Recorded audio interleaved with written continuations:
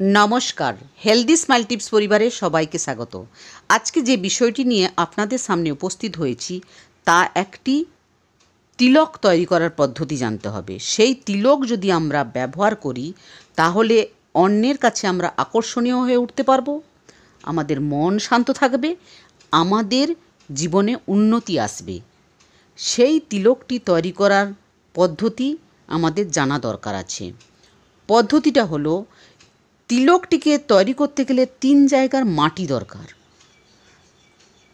একটি হচ্ছে তুলসী গাছের তলে মাটি, দ্বিতীয় হচ্ছে পিপল গাছের তলের মাটি, আর তৃতীয় হলো নিম গাছের তলের মাটি। এই 3টি মাটিকে বৃহস্পতিবার সংগ্রহ করে গঙ্গা জল দিয়ে মাখিয়ে একটা ডেলা তৈরি করবেন। করে এই মাটিটি আপনাদের ঠাকুর ঘরে রাখবেন।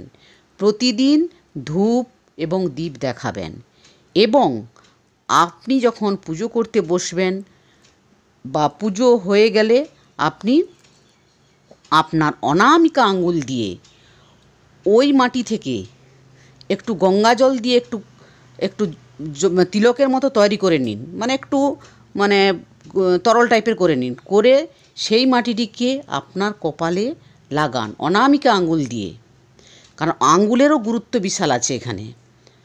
লাগিয়ে নেবেন। এইভাবে প্রতিদিন সকাল সন্ধ্যা যখন পুজো করতে বসবেন তখন লাগিয়ে নেবেন।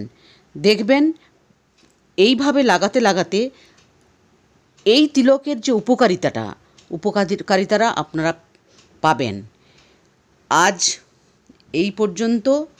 আপনারা তিলকটিকে সঠিকভাবে তৈরি করুন, গঙ্গা জল দিয়ে তৈরি করুন, করে নিজেরা ব্যবহার করুন, নিজের মন শান্ত রাখুন, আকর্ষণীয় হয়ে উঠুন মানুষের কাছে এবং নিজের উন্নতি হোক। নমস্কার।